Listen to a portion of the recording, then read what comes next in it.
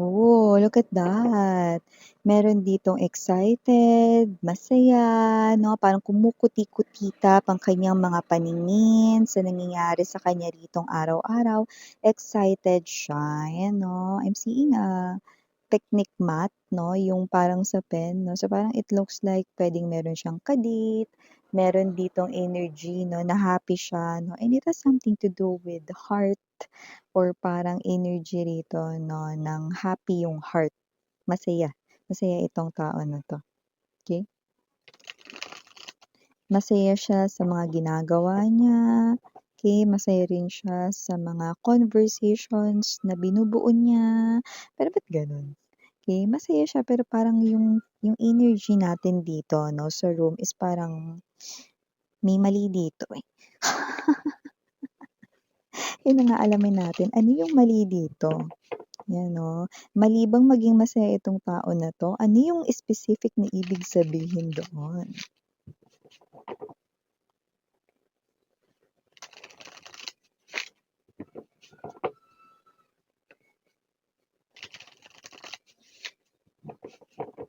Alright, let's go ahead and check more.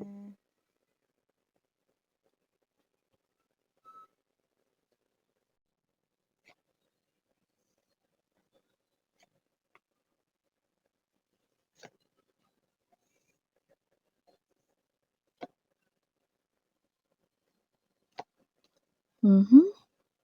Wala talagang kadala-dala 'no?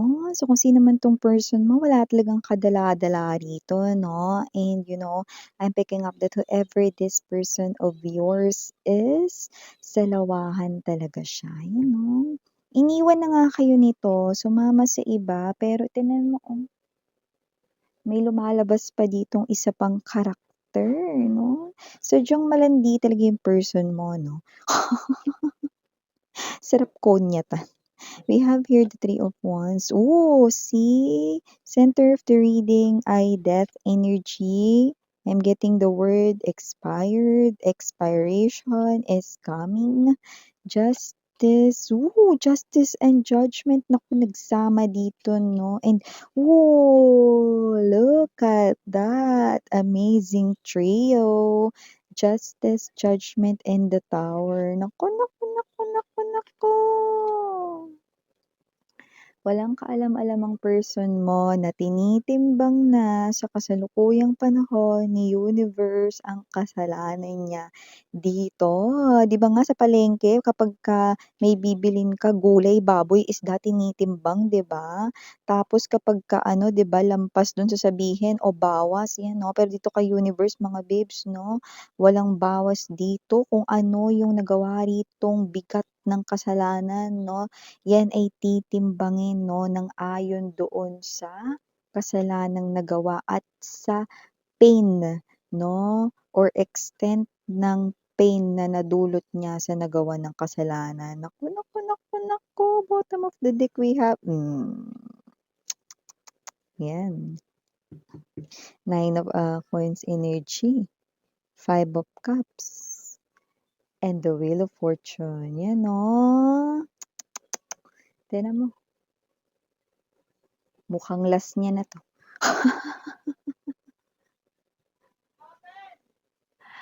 Okay, so bago natin pag-usapan pa more ang reading ninyo, bati muna tayo sa lahat. Hi and hello there everyone. Hi new subscribers, my name is Yan. Returning Istam buyers, thank you sa inyong walang sawang love and support. At kung di niyo pa alam, mayroon pa po tayong other channel link down below sa ating description box. If interested, just click that link para mapunta kayo doon. In araw-araw ay nag-upload tayo ng collective readings for all signs there. Kung wala tayong gender dito sa babae, lalaki, LGBT, lahat ay welcome. Puwede rin pong i-switch ang mga roles dahil possible magkapalit-palit dahil general reading ito ay at the end of the day lahat ay may free will na free mong gamitin anytime, anywhere 'no. And siyempre tingnan mo naman 'yan. By the way, timeless tayo dito, puwedeng nangyari na, sa iba nangyayari na ngayon, sa iba mangyayari pa lang kaya naman just take only what resonates 'no. Pero tingnan mo naman 'yan, ang person mo that with the Eight of Cups energy iniwan kayo rito 'no. Nakikita ko rito na malapit ng mag-expire ang kanya ritong pagiging malandutay. Babae, lalaki, LGBT, nakita ko dito with the Three of Swords energy, Knight of Wands energy, nakita ko nakuha sa landi ang person mo at karamihan nga sa inyo, ang person ninyo 'no ay in-involve kayo sa isang third party situation dati at posibleng sila pa rin ngayon kinakasama niya ito kung sila ay nagsasama sa isang bubong or isang bahay 'no. Puwedeng live-in 'no, nakuha sa agaw pero yung karamihan sa kanila na puwede ring boyfriend, girlfriend 'no, gano'n, okey? So whatever the case may be, meron na nga rito na third party ang person mo at mukhang, high chance may kalandian pa siya sa kanilang office, you know, sa company pinagtatrabahuhan niya or kung ito ay negosyo baka yung business partner niya or kung sino 'to 'no, nakasamahan niya rito sa negosyo, yan ang lumalabas rito 'no. Okey, so kung sino man rito ang person mong landi niya 'no. Hindi lang siya rito sa lawahan, mukhang tatluhan pa siya kaya pala sabi ni universe, naku, last mo na yan, yan 'no. Etong 3, yan 'no, na number na nakasenya sa daliri 'no, ay mukhang sinasabi rito ni universe 'no, na 3 beses ka lang puwedeng magkamali, 'yan 'no. Sa ikatlong babae or ikatlong lalaki, LGBTQs of course welcome din kayo.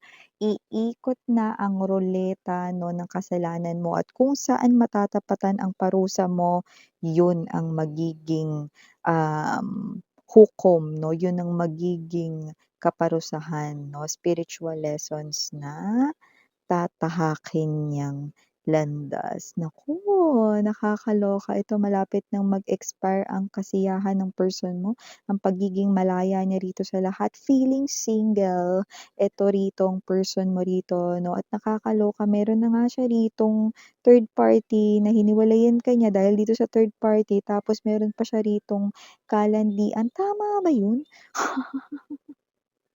Meron na nga siya ritong person 'no, na inuuwian 'no, who happens to be the third party or yung iba naman dito meron na nga siya ritong person 'no, naka-chat, kasabihan ng baby, mahal, yes, I'm picking up right here na merong endearment. Puwedeng baby, hon, honey, mahal ko, asawa ko, with each 'no. So I do see na kung sino man itong person mo 'no, talagang with the Knight of Wands energy, player 'no, manggagancho, manloloko, taksil, tapos meron na nga ritong karelasyon, meron pang kalandian sa kanya ritong related sa kaperahan, trabaho, career or negosyo. Aba talaga naman 'no, hindi marunong makontento sa isa 'no. So mga ilang hampas kaya 'no, tignan mo, 'yan oh, tignan mo ano. Yan 'no, yung sandok parang ihahampas sa puwet. So nakikita natin dito, this is a major arcana, Justice. Naku, beside the Judgment tapos Tower pa.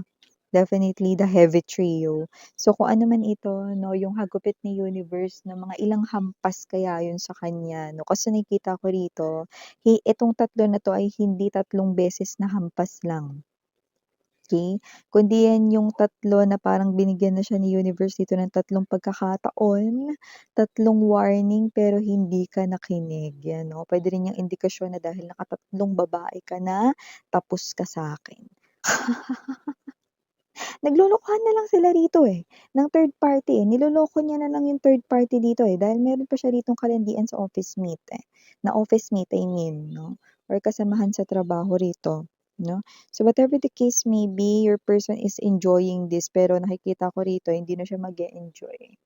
Matatapos na rito with the tower energy 'no, pero ang kagandahan rito sa tower matututo talaga yung person mo. Pero yun nga makakastigo siya rito ng bonggang-bongga, you know?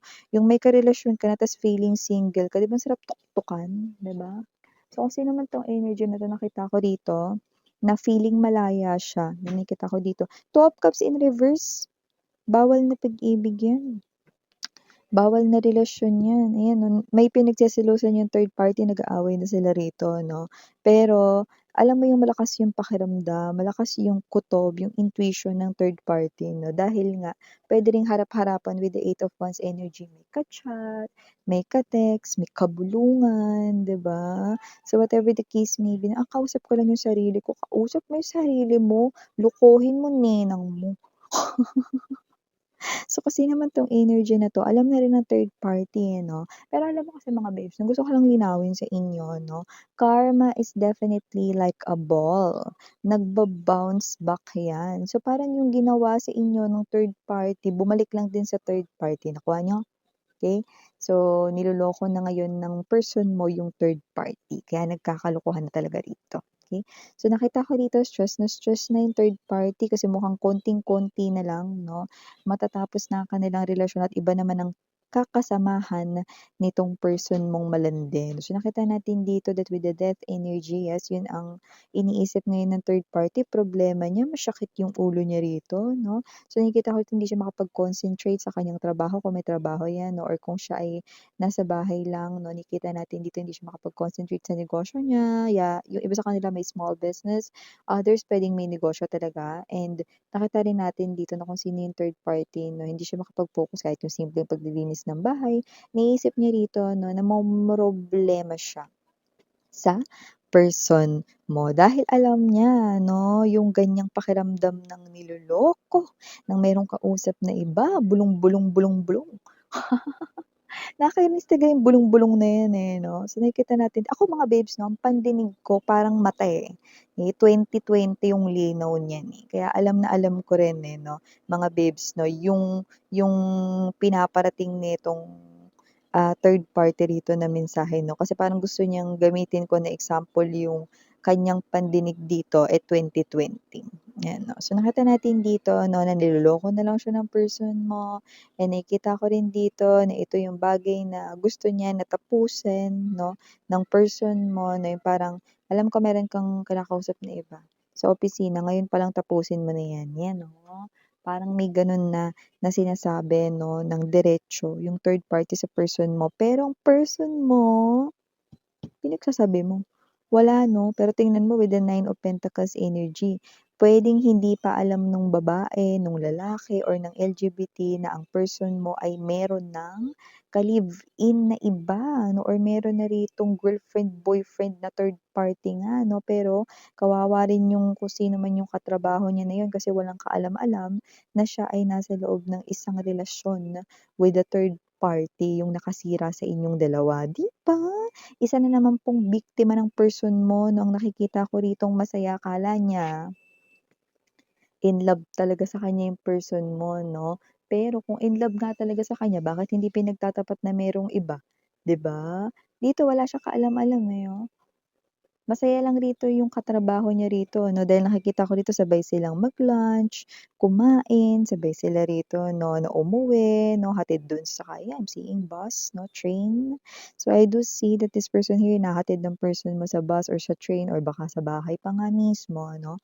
Pero walang kaalam-alam itong bago 'no, na meron ng person sa tabi ng person mo, etong kanya ritong manliligaw or suitor 'no, 'di ba? Nakakaloka 'di ba, walang kaalam-alam na parang ang saya-saya pa naman niya 'no, tapos 'pag nalaman niyang meron na palang ka in relationship yung person mo, 'di ba, ano na, 'di ba? So, pang-ilan siya, 'di ba? Pangatlo, pang-apat ba ito, pang-ilan ba ito 'no, ano ba ito 'no? So, mga gaano kaya kahaba yung listahan na gagawin 'no, hindi na lang yung New Year's resolution ang atupagin ng person mo, kaya bucket list niya 'no? Pero puwede rin naman na ito yung kasama sa kanyang bucket list, 'di ba? Baka wish niya talaga rito 'no, na mangolekta ng mga babae at mga lalaki ng hindi iniisip na nakakasakit na siya rito ng damdamin at feelings. 'Yan oh, tsaka hindi ba siya natatakot dito or nagwo-worry mga babes 'no? Kasi isa rin kasi itong bagay na puwedeng makaapekto sa kanyang mental na health 'no, sa panahon 'no. Na may time-time 'yan, eh, 'no, may oras-oras 'yan at hindi lang 'yun, 'di ba? Baka literal na magkasakit rin siya rito 'no, 'yan mahirap na yung gano'ng bagay, 'di ba? Yung mga HIV, AIDS 'no, 'yan yung dapat rin niyang isaalang-alang yung health niya, physically, mentally, emotionally, baka magising na lang siya rito one day wala na pala ritong tao siyang makakasama sa kanyang pagtanda, naku! 'Di ba? Mahirap 'yun. So, kasi naman 'tong person mo wala, eh, happy-go-lucky, wala 'tong naiipon nakikita ko dito, 'yun oh. Happy lang siya, parang buhay binata, actually buhay teenager pa nga, eh. Buhay binata, buhay dalaga, buhay teenager 'no, hindi iniisip rito 'no, yung mga bagay na pangmatagalan, hindi iniisip rito yung future niya, like kakaloka, 'di ba? So, kasi naman 'tong energy na ito, naku, ngayon palang tinitimbang na ni universe ang kasalanan niya rito 'no, malapit na malapit ng mag-expire ang mga ngiti sa kanyang labi.